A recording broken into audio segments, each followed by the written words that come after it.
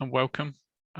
Thank you very much for joining the Business Recovery Update this afternoon. I'm going to say very little other than good afternoon and welcome. Introduce you to Mark, who's going to be delivering the technical content this afternoon.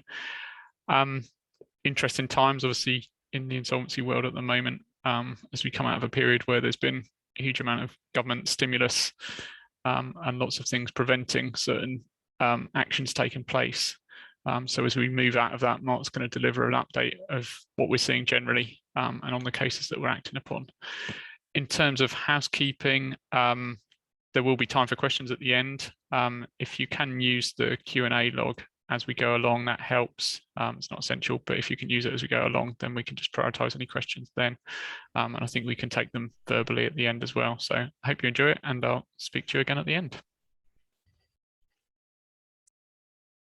Thanks very much, David. As David says, welcome everybody. This is, I think, the third or fourth presentation that we've done in our kind of sequence of team of experts seminars during the pandemic, and the theme has always been really the kind of illustrated by what's on the screen, the kind of gathering storm, and pose questions all along the way as to kind of when that storm might hit, how it might hit, because I suppose if you reflect back to March, April 2020, nobody knew really what was going on. There was no government support at that time, so we really thought we were in for massively turbulent times. Now, all of that support in general has been lifted now. So what I'm going to do is kind of go through where we are now, try and assess whether that storm is still coming or whether it's dissipating, whether it's going to be replaced by something else,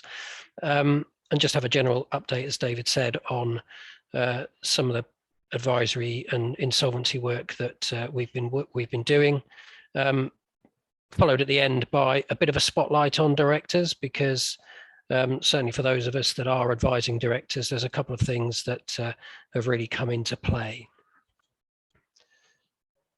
So very briefly, that's myself and David heading up, as I say, our insolvency and advisory teams, together able to, within the team, deal with all aspects of insolvency, but also turnaround, advisory, and recovery work as well. So to start, I'll skip that. I've already said what we're doing. To start looking at where we are currently with some insolvency statistics, and let's move on to the graph first of all. Now you can see there that illustrates some quite interesting movement over the last quarter. This is a graph. You maybe can't see the axes, but it goes back to 2011, and there is a dotted line there, vertical line, indicating the start of the first lockdown. And you can actually see that insolvency levels were on the decline up to that point, but then obviously a dramatic fall, followed by, in this quarter, a very significant increase in the numbers that we have been experiencing. Now, not back up to pre-pandemic levels, but a very interesting rise in the numbers. And bear in mind that what we are looking at are those statistics for Q3. So whilst there'd been an easing of support throughout that period, it hadn't completely gone away. Furlough was still in play to some degree. So it will be quite interesting to see where we go to in Q4, and potentially those numbers might increase. But just dwelling on the numbers just for a second, as we can see there, those numbers are increasing, but perhaps not really that relevant to compare it with previous quarters, and certainly 2020, when there was huge support in the same quarter. CBILS were fully in play, bounce back loans, and furlough was unrestricted at that time. But it is interesting, I think, and I'll go on to look in a bit more detail, that spike has fundamentally been driven by CVLs. The highest number of CVLs in one quarter for 12 or 13 years, which illustrates quite what the impact of the pandemic has had on a good number of businesses, and what we might see going forward, because I think that those numbers may increase. But going through them, say comparing to 2019, big increase in CVLs, compulsory liquidations, clearly with the winding up petition, the ban on winding up petitions still in play, not surprising that those numbers are low. Admins are down, company voluntary arrangements are down, and I'll go on to explain why that might be later on in the presentation. But of course, what we have had, or what we have got now, that we haven't had in previous years to compare, is that moratoriums and restructuring plans are part of our toolkit now, if you like. Very new procedure. I have gone through the process and what we might need to implement a moratorium and restructuring plan in previous seminars. So I won't again dwell on those. But interesting, because I suppose at first flush, probably more suited to a larger business. But I think as we as a profession get used to them, and maybe even take the jump in actually using them a little bit more often, I think they could well be applied to smaller entities as well. And as I say, we may well see more of those going forward. But that's the general picture. A situation of rising insolvency numbers. And can we explain those? Well, I think we can, although it is on the backdrop of continued economic recovery. Again, if you look back to the start of the pandemic, then very, very dramatic falls in outputs, etc., not unexpectedly. But the recovery, again, through the measures that have been introduced, the support that's been there, then the recovery has been way ahead of where we were originally thinking, and looking now to get back to pre-pandemic levels early next year. But even with that background, I don't think the statistics are a massive surprise. And where we are now, and to kind of explain that, I think, or try and rationalize all that, if you kind of look at the general economy, the way that businesses operate, the number of businesses in the economy, then wherever you are in any cycle, there's always going to be business failures. There's always going to be a level of insolvency. But those businesses have been, to all intents and purposes, protected throughout the pandemic. And there's also been restrictions, as I've mentioned, in terms of winding up petitions, restrictions on what creditors can actually do. So, those businesses, as I've said, have been protected. Now, that support has generally all been removed. Furlough ended in September. And as a result of all that support being removed and other measures that businesses may have taken during the pandemic in terms of deferment, negotiating with suppliers, with creditors, deferring HMRC debt, then all of that is coming back into play. So there's, from September and probably before, there's been an immediate increase in costs to businesses. Now, that, of course, was all expected. We all knew that was going to happen. But coupled with that, there are other factors that are really having quite a significant effect on business, and that's the well-publicized supply chain issues, logistics issues. So we're looking at commodity prices increasing dramatically in the construction sector. You've got price of timber increasing dramatically, plasterboard, steel, all very significant increases on the logistics side. the price of a container, for example, the shipping container has gone, in the region of $3,000 to $15,000-$20,000. So some massive price increases. And couple that with labour shortages. Now, that is more Brexit related, I think we can say. But you combine all of the cost increases, the logistics and supply chain issues, the labour shortages, particularly in transport, in hospitality and leisure, all impacting on businesses. And then recently, over the last sort of few weeks or so, massive increase in gas prices. So gas prices pretty much trebled and more in a very short space of time. Now, domestic users are in some way protected because they might be on fixed price contracts for a term, and of course there is the price cap. But a corporate entity does not have that protection unless it's hedged or unless it's bought forward. But that is likely to come to an end. So you've probably got some significant costs coming into high energy users that again is going to filter down to the general market. Now, that in terms of gas prices, that might be a bubble, but it's still having a big impact at the moment. What else have we got? Well, interest rates probably going to be increased. They didn't increase in the last round, but likely to increase very soon. And together with general inflation, you've just got that massive cost coming into business.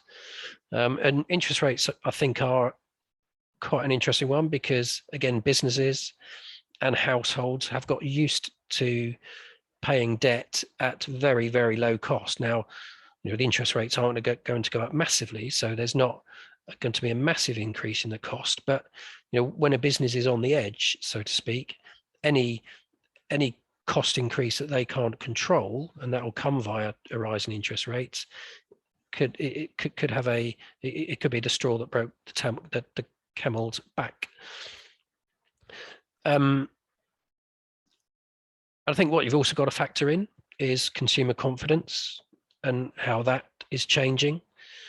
During the summer, I think there was a general lift in consumer confidence, borne out by us getting back to normal, people going out, willing to go out. But I think that's kind of changing at the moment. Although I don't know if anybody was at the Cambridge Sports Aid on Friday, but there was not much evidence of people not willing to be out. And certainly the Panton Arms did an absolute roaring trade on that Friday afternoon.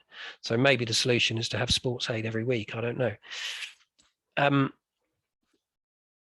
But I think, the remaining uncertainty about the pandemic, uncertainty about further lockdowns, people are maybe not looking as buoyantly to the future as they were. So again, that's going to have an impact.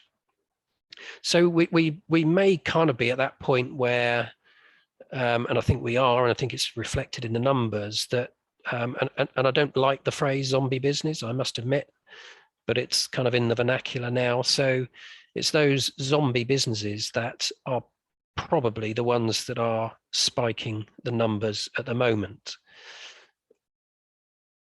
because they have been protected. Now that protection has been removed, they're unsustainable. They've kind of got nowhere to go. And I think the other, it's not kind of just an economic factor. It is a factor facing directors of those businesses. It's really hard to run a business that's in distress. And if as a director, it's your life, it's your dream, and if that is not producing anything for you, it's not producing any great income, it's not producing any great growth, all it is giving you hassle, then actually, the directors are very often choose to walk away from that. And actually, it's this time of year that happens, and certainly in the new year, we certainly do see a spike in numbers in the new year. But of course, there is also the scenario where, and I'm sure this has happened a lot, where businesses are seeing the debt that has accumulated during the pandemic and actually choosing to put the company into liquidation to shed that debt and in some way, shape or form starting again. I haven't got any numbers particularly in relation to that, but certainly we've had a couple where that's happened, and I'm sure that's happening across the market. But there is a note of caution that's coming up on that. So I think my view is that the upward trend probably will continue. There is going to come a point where the kind of clearance, if you like, of the zombie business is going to reach a plateau. But I think insolvency numbers are going to be on the rise for a little while, and again driven by CVLs. Just very quickly looking at the other processes, well, admin numbers are down, as we saw. Again, not unexpected given the arena of the pandemic. I mean, if you're looking at, particularly a pre-pack, if you're looking at buying a business out of administration, looking for financial support, well, if you're trying to do that during the pandemic, then certainly raising finance was probably going to be difficult. You're looking at a failed business, probably not trading particularly actively. So I think that's probably dampened down those numbers. But also, and I have dealt with this again in a previous seminar, was the impact on new pre-pack regulation, making admins more difficult. And I don't mean more difficult for us as insolvency practitioners and advisors. I just think from on the buy side, the regulation and the kind of extra tick in the box that one should get is making pre-packs slightly less attractive and more difficult to do. And again, hence I say, well, some of those might have actually effectively been pre-pack liquidations potentially. Compulsory liquidations down, clearly result of the ban on winding up petitions. Not too much more to be said on that, but they are likely to increase as courts open up. And CVAs, I guess, always been at the lower end of the numbers. I think with CVAs, I've always liked them as a tool at our disposal, but what has made them more difficult now is the implementation of HMRC preferential status, which puts a whole layer of liability that needs to be settled before we get to the unsecured creditors. So it does, certainly where there's a significant HMRC debt, it's going to limit quite a lot the return to unsecured creditors. And if there's nothing in it for the unsecured creditors, then it's going to be very difficult to persuade them to support a CVA. So all that is a little bit doom and gloom, and I've spoken a lot about CVLs and insolvency. And it kind of begged the question, well, is there scope to save these businesses in financial distress, or are we in a scenario, certainly in the short term, where these businesses are bound to fail because there's no other options? Well, my answer to that is that's not the case. That they aren't bound to fail. There are options, and certainly our approach here is to always try. And you kind of go through a hierarchy of options. Trade sale being the first. Now that might seem an odd one in a very financially distressed scenario, but we have been able to achieve it on some occasions, where the directors thought they were going to talk about administration and liquidation, but with a bit of a review and looking at the fundamentals of the business and what we could do to assist in reorganizing the business, then over a period of time, it was able to carry on trading and a trade sale achieved. So never discount that. We'd always look at, well, is there an option of refinance? For very good reasons, the existing funder might be wishing to exit. Is there somebody out in the market, recognizing the distress that the business is under, but is there somebody in the market through our network that we can introduce that is willing to fund the business? Now, obviously, there needs to be a fundamentally good business behind it. It's not the question of just throwing good money after bad. And certainly lenders need to be aware, again, of HMRC preferential status, because if you're looking at a floating charge as the main element of your recovery, then again, if there's a significant HMRC pref element, then that unfortunately puts your return lower down the order. I think it's worth mentioning the recovery loan scheme. That's been around for a good few months now. Was originally due to expire at the end of this year, which in the main it does, but in some respects it's also been extended to the summer, to June of next year, but with much lower thresholds there. So £10 million of lending available up to December. That's been reduced to £2 million with less of a government guarantee. And I mean, it's interesting that there's different approaches, I think, been taken in the market. There are some lenders that have that are using the recovery loan scheme. Some are not able to, and fundamentally, again, that goes back to viability. Unless the business is able to demonstrate that it's viable, it has a future, there's a plan in place, then quite reasonably, no lender is going to extend any credit. But it's certainly, we've seen different lenders taking different approaches to kind of that benchmark of viability. What we will always do, and what we have done, and more so actually over the last several months, is look at informal arrangements with creditors, and we sit in the background with an advisory role. Now, I've mentioned HMRC there, but we've engaged with other creditors as well, other stakeholders, and it's all about dialogue. It's all about, again, having a reasonable story to tell with a reasonable business. And I'm not saying this is relevant to all businesses, but what I am saying is that if there's a financially distressed business, it certainly isn't bound to fail.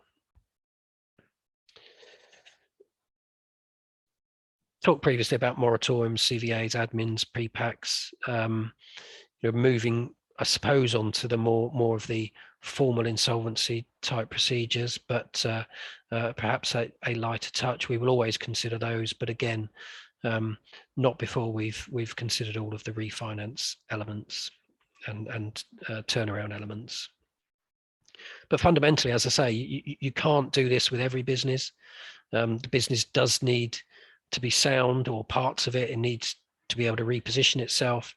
It needs a plausible story, plausible financial forecasts, and a plan that can be implemented. And what it definitely needs is a committed management, and ownership of the whole project by the management and the owners is absolutely key. I spoke about, if you like, director fatigue previously, and that causing people to put businesses into an insolvency process.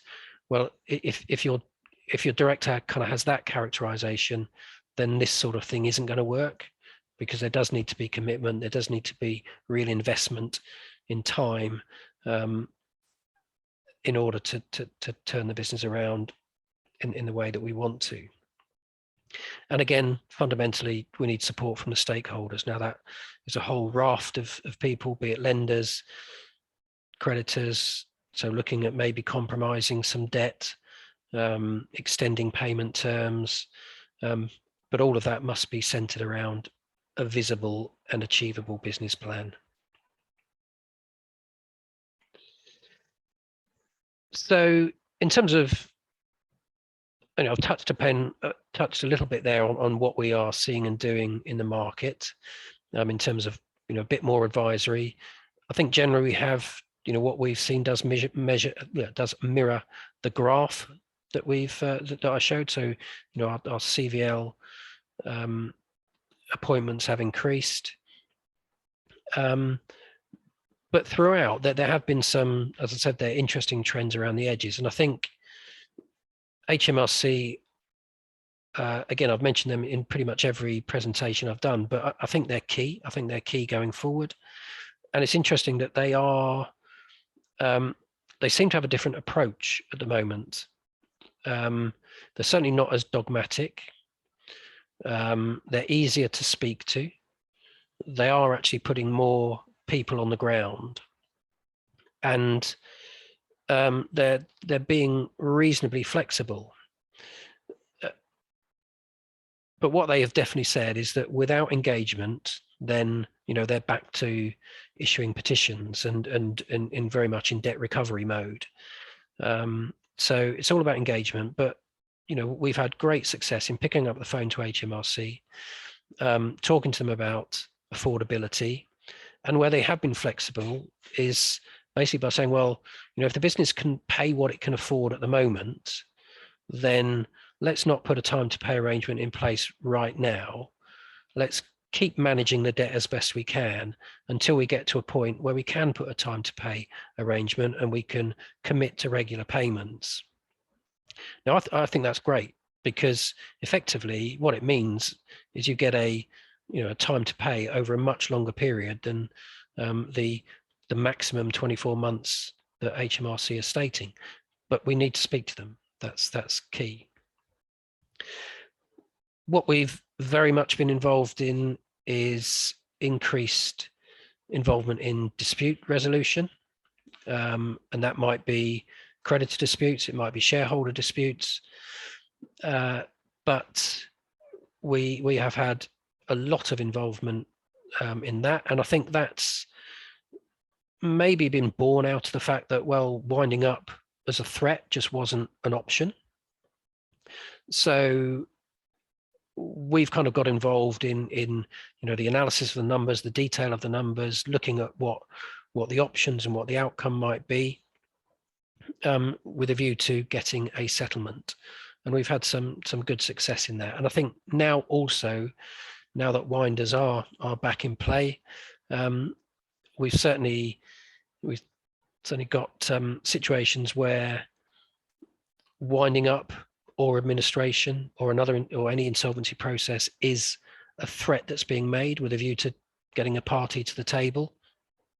And again, that's worked. But I think also what we need to be very clear out in those circumstances is that we need to go to the end game if necessary. So if we're going to threaten winding up or administration, then one, we need to, certainly with any admin appointment, we need to be satisfied that it works and fills the criteria. And secondly, that if we are threatening that or bringing that into play, then we go ahead with that if necessary, and that has happened. So I suppose that's generally what we've seen in terms of the move from.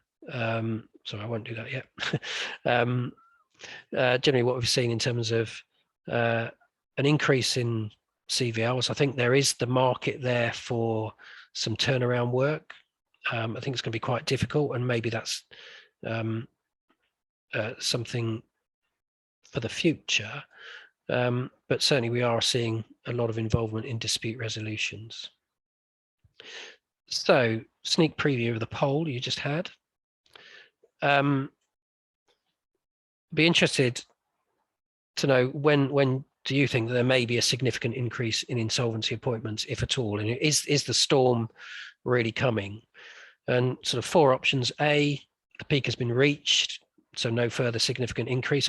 So we've, where we are now is what the market is going to be, or what outcomes for distressed businesses are going to be. They stay as they are, or is there going to be an increase in the next 6 months, maybe the next 6 to 18 months, or actually from what you're seeing with your clients, with your customers, it's actually already happening now, and this is just the beginning. So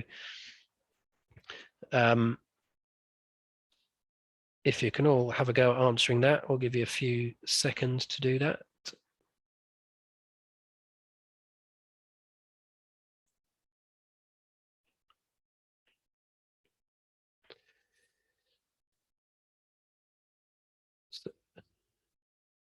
Okay.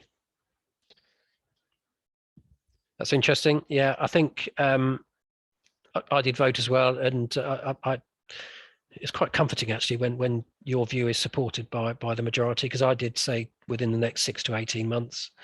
And I think that is, in my view, the timescale. Whilst businesses are under stress at the moment, there is still quite a lot of things to unwind, and there is always a lag in terms of, if you like, going back to recessions. There was always a lag with insolvency appointments. So, and I suppose what the one interesting aspect of that, of course, is that if the horizon is 6 to 18 months, then actually it gives businesses time, potentially to plan for that, to actually try and avoid hitting that that cliff edge. So thank you for that.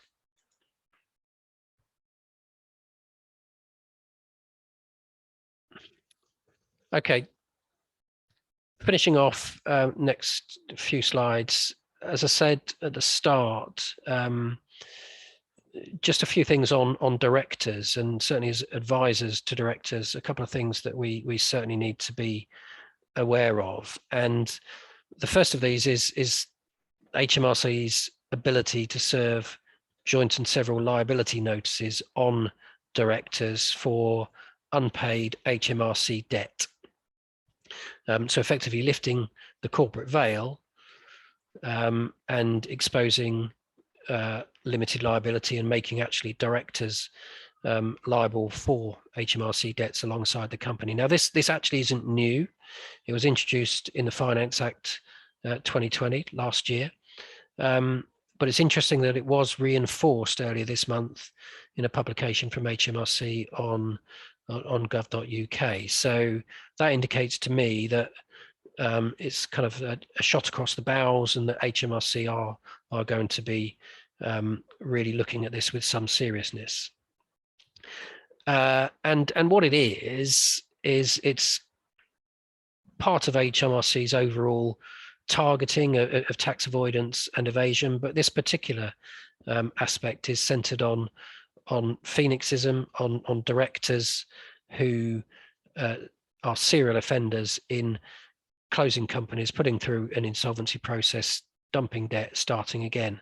And so that goes back to my reference earlier, where those directors that have done that to dump COVID-related debt or accumulated debt through the pandemic, this is a bit of a watch area for them. Now, HMRC can't just willy-nilly make these notices. There does need to be 4 conditions in play, and fundamentally that, as I've stated them there, in the last 5 years, the individual has had a relevant connection to at least 2 old companies that have gone into insolvency, and had a tax liability. And interestingly, the tax liability that also includes outstanding returns. So if a director has just closed a company, put it into liquidation, I'm sure HMRC would have issued assessments, but if a director hasn't submitted returns, then he's caught by this clause.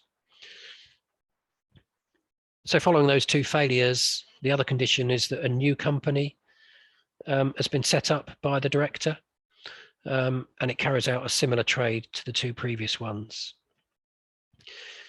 The recipient of the notice, any individual would have had to have a relevant connection to the new company and the old companies. So, and that's quite wide. So it's directors, shadow directors, and involved in the management.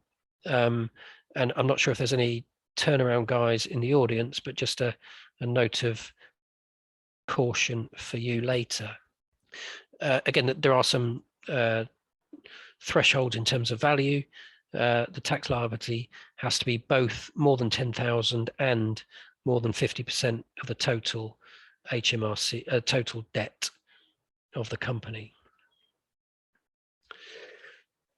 So they're the conditions for the issue of the notice. Well, what does the issue of the notice mean?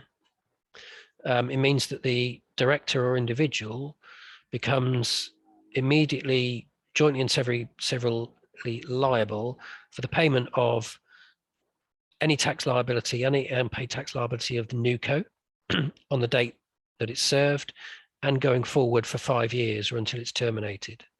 But it also becomes liable for the unpaid debts of the relevant old companies as well.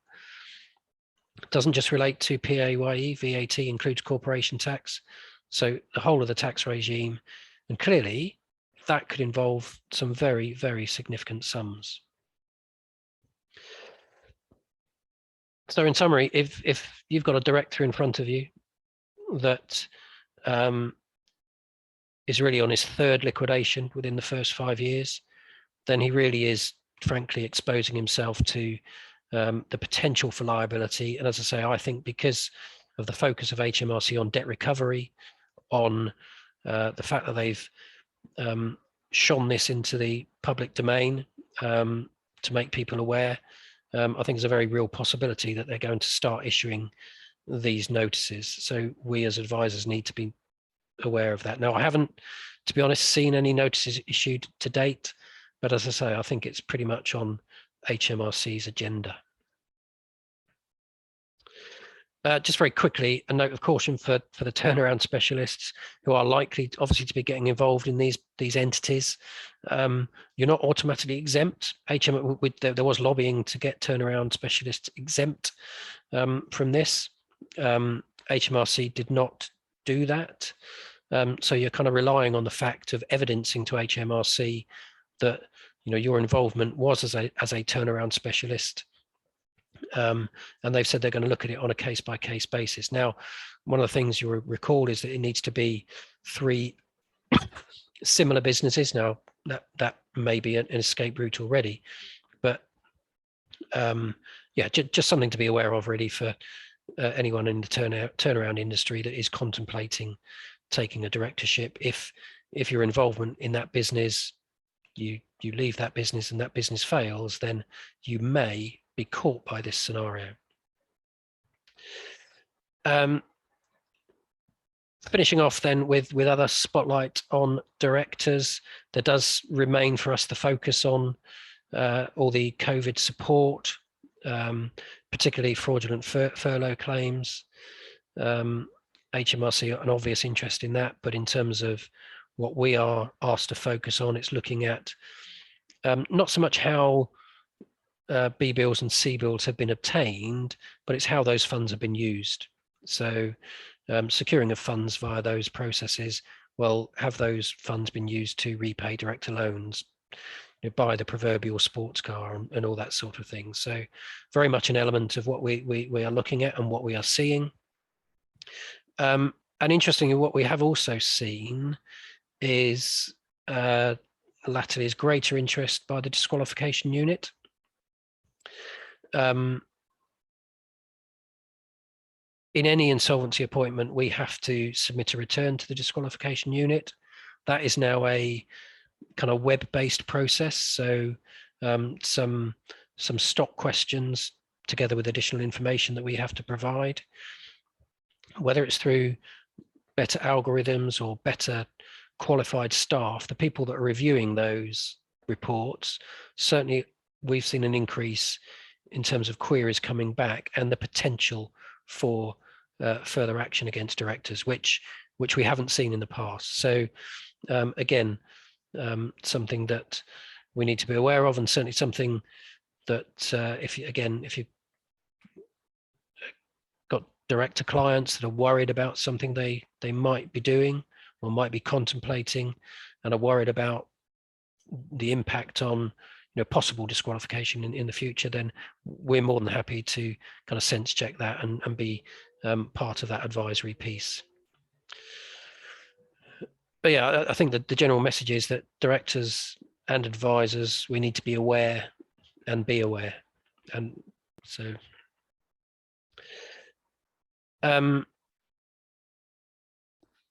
so that is it from me. I think there's only one remaining bit of news that I do want to share with you, and that's you may have seen this through LinkedIn or emails that have been sent out, but we do have a new member of our team. I'm very pleased to say that Stephen Law, who I'm sure you'll be aware was a partner at NSORS actually a good few years ago now, but Stephen, following his retirement from RSM, has joined us on a consultancy basis, and we're delighted that we've been able to secure Stephen's services, and I think it's a really good move, and it certainly enhances our overall offering, and we're very, very pleased about that. So that's it from me. I think it's back to you, David, for any questions. Yes, thanks, Mark. That was very interesting. I haven't got any questions in the Q&A log, but I don't know if anybody is either brave enough to ask a question verbally or quick enough to type it in the Q&A. I'll give you a few seconds to do that if anybody would like to ask any questions. It's interesting, I think in the poll, I voted C as well, Mark, so at least we... Oh, that's good. But then that might just date back to exams where I probably would have always voted C. That was the default choice.